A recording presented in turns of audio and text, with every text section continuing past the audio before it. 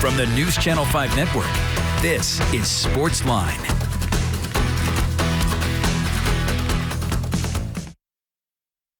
Good evening, Nashville. Welcome to SportsLine right here on News Channel 5 Plus. It is the Wednesday extravaganza. Great to be with you on this Wednesday. A lot going on in the sports world. We'll get you updated. A couple updates right off the top of the show here. Game 2 of the World Series in Houston. Of course, the Braves took Game 1 last night.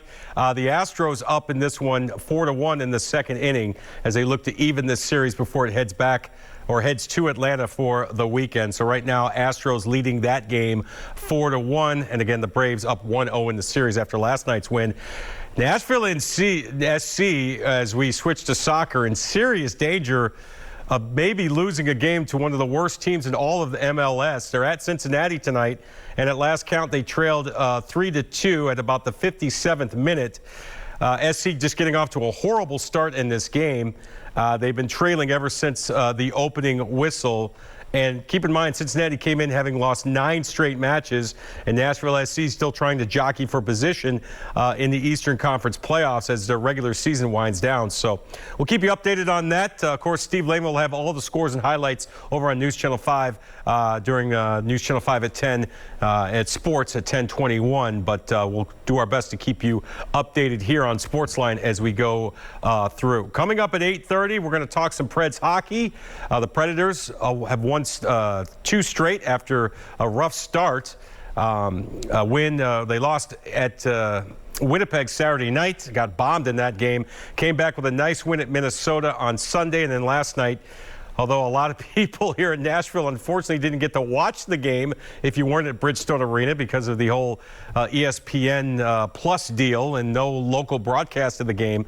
They defeated the San Jose Sharks last night 3-1, looking really good in the process. UC Saros, 28 saves, power play goal from Matt Duchene, Philip Forsberg with a goal, and Mikhail Granlund with a goal as well, an empty netter. So we'll get an early update on the Nashville Predators as the season is still very young. Just a few games in for the Preds, but certainly a different looking team from what we saw last year. Most notably, of course, Pekka Rinne retiring, and UC Saros, who we just mentioned, is the undisputed #1 goaltender, and he's coming off a pretty solid game last night. So we look forward to talking to Robby. We haven't talked to Robby in a long time. And of course, the Titans back to work today at St. Thomas Sports Park, back at practice, getting ready for a huge AFC South road game Sunday at noon. We'll have it for you over on News Channel 5 as they play the Indianapolis Colts. Of course, this will be the second meeting this season between the Titans and Colts. Titans won the first meeting here at Nissan Stadium in Week 3.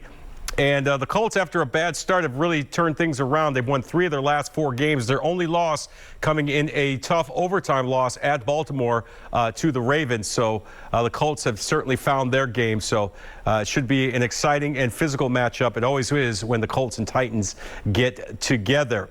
We'll be keeping an eye on injuries as well. We'll see if Taylor Lewan can be cleared from concussion protocol to be able to come back in time for Sunday's game. Other than that, the Titans, knock on wood, appear to be pretty healthy. And here now is their head coach, Mike Vrabel, as he met the media earlier this morning. Complementary football, we have to get into drives. Obviously, we started, fast offensively with the touchdown. I think whether you're getting stops, whether you're getting 3 and outs, whether you're getting turnovers, but there's some semblance of, complementary football. We were making our kicks, we were kicking touchbacks. There were a lot of things that we can, hope to build on. Colts defense has been living on takeaways. You put an extra emphasis with the offense this week on taking care of the football, not putting it in harm's way? Well, I think that's something that they've been known for. They do a fantastic job. Obviously, Leonard is outstanding at it, and the rest of the unit, it looks like they're all looking for opportunities. Whether they get them or not, they have gotten a lot, leading the league. We understand how critical that's going to be able to take care of the ball, but, also be able to try to, run with it. You can't run with, 2 hands on it and rolled over, the entire time. So we're going to have to try to be aggressive with it, but also take care of it. Allen and Mahomes attempted a lot of passes. Wentz hasn't been doing that. Important for you guys to kind of shape the game in order for the pass rush to be able to That would be, and until you get the game situation that, would dictate a team that would have to throw. They have three amazing backs. Obviously, Taylor's going to probably be, get the bulk of that. But Hines goes in and has his plays, and Mack has been able to go in there and spell those guys. And then, they've done such a great job being able to run the football that the play action pass would complement that, and they've hit shots downfield, or they've gotten, long defensive pass interference penalties. What makes Hines problematic? Well, he's just not a receiving back. I mean, they'll run their offense with him. They'll run the football with him. They find creative ways to get him the football. And he's a good player. He's a good returner. He's a punt returner. He is a skilled athlete. He catches the ball easy. He runs really good routes, and he's always given us problems. How much different does Wentz maybe look from a mobility standpoint from when you faced him and effectiveness standpoint? I think obviously much more effective. Doing a really nice job, and I think that his health probably has a big reason to do with that. I think also their ability just to kind of improve as the season's gone on. This is a much better football team in all phases than the one that we saw, and that was a difficult test then. They're essentially 4-0. They won 4 games in a row. I know they lost to the Ravens, but they played outstanding. They just unfortunately ran into a tough night with how Lamar played there in the second half. With that offensive line, they're getting Quentin Nelson back. How much does he kind of change or improve that offensive line, especially from a physicality standpoint? Well, I think he brings a demeanor and attitude. I think he's a Pro Bowl player, somebody, a captain. So it looked like he gave them a shot energy, a physicality. You see him finishing and trying to move people off the line of scrimmage. You only given up 1 sack total over the last 2 games. It didn't quite go that well over the first 4. What's happened to such a drastic improvement? I mean, we touched on this. We're focused on the Colts, and it's going to be a huge challenge to protect these guys. They got a bunch of edge guys that play hard, that rotate in there. Buckner is obviously a very gifted, long player. And so, right now our focus is on improving. To your point, to your question, we have improved in that area. I think, obviously, it starts with the protection. It starts with guys getting into routes, recognizing man or zone, being open, when the quarterback needs to throw the football. All of those things that we're going to have to do, this week to try to, help slow some of that pass rush down. Kind of mentioned leverage and, looking for help for Molden earlier in the year when he was struggling a bit. Wondering if you've seen improvement in those regards from him, over the last few games? Yeah, I mean, I think Elijah's improved and has, helped us and when we've blitzed them and in the zone coverage, being able to reroute guys and then, obviously, hold up in man.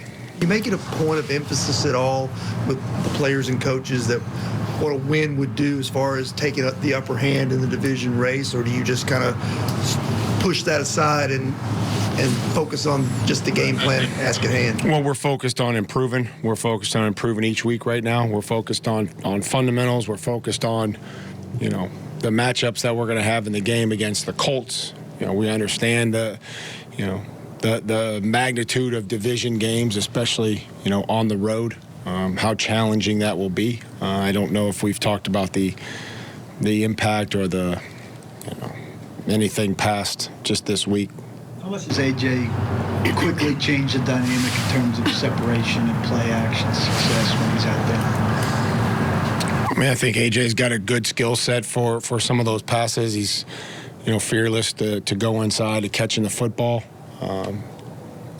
He goes and attacks it with his hands. It doesn't let him get into his body. Those are contested throws that normally, when they get into their body, those are tough to catch. So, he continues to develop and improve, and, we'll need every bit of his best this week to give ourselves a chance. Watching them on, I guess, Monday night, they think they drew 3-4 penalties downfield. I mean, how much of that is from a strategic standpoint, throw it up, see if you can draw a penalty, and what do you maybe tell your DBs in trying to keep some of that from happening? I mean, we all saw them. We've watched them. They've hit a lot of those plays down the field. They've gone and caught them, whether that be, Pittman or, T.Y. A lot of it was the ball was underthrown.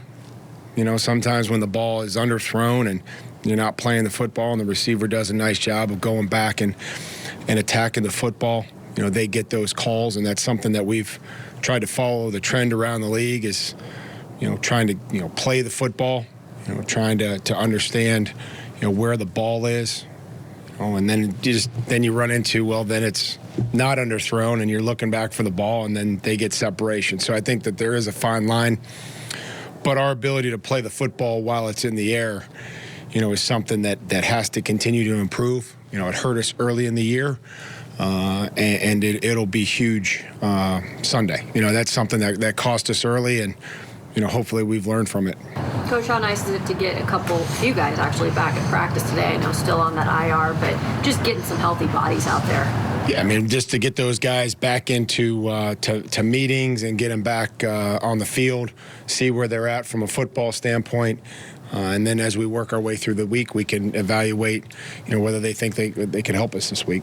Enjoy seeing a guy like Maben, who's come in and cut, a few times here, getting the chance like he did and coming through. Sure. I mean? And who wouldn't? He's a great guy. He's a great person. He's been with us, left, came back, and jumped right in, learned what to do quickly with the game plan, went and played, and, I don't know how you couldn't be happy for guys like that. Is there something about his skill set, that worked especially well against Kansas City as opposed to maybe some of the other guys?